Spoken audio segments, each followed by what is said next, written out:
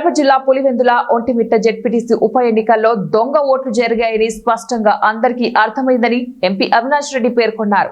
పోలీసుల సంపూర్ణ సహాయ సహకారాలతో వేలాది మంది తెలుగుదేశం పార్టీ కార్యకర్తలతో వైఎస్ఆర్సీపీ పోలింగ్ ఏజెంట్లను పోనీయకుండా ఏజెంట్ ఫారాలు చించి నిజమైన ఓటర్లను పోకుండా బలవంతంగా ఓటర్ స్లిప్లు లాక్కొని దొంగ ఓట్లు వేసిన దాన్ని ఎలక్షన్ అంటారా అని ఎంపీ అవినాష్ రెడ్డి ప్రశ్నించారు.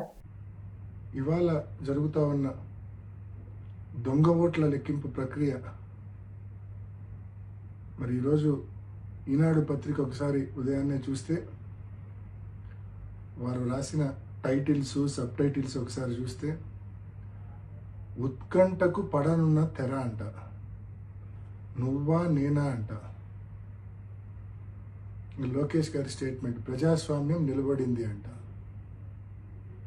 ఎవరిని నమ్మించడానికి ఈ మాదిరి రాతలు రాస్తా ఉన్నారు? అసలు ఓటింగ్ జరిగింటే కదా అక్కడ మీరు ఈ మాదిరి రాతలు రాయాల్సింది.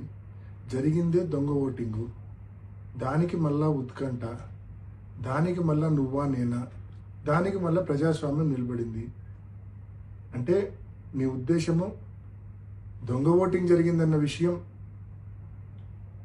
పులివెందుల మండల ఓటర్లకో లేక ఎంతో వైఎస్ఆర్ కడప జిల్లాకు సంబంధించిన ప్రజలకో మాత్రమే తెలుసు. రాష్ట్రంలోని మిగతా జిల్లాల వాళ్ళకు తెలియదు కదా. మన ఎల్లో మీడియాను అడ్డం పెట్టుకొని రాష్ట్రమంతా ఏదో నిజంగానే ఓటింగ్ జరిగింది, ఆ ఓటింగ్లో తెలుగుదేశం పార్టీ గెలిచింది అని చెప్పి మభ్యపెట్టచ్చు అని చెప్పి ఈ మాదిరి రాతలు రాయడము ఎంత అనైతికం అని చెప్పి నేను తెలియజేస్తా ఉన్నాను.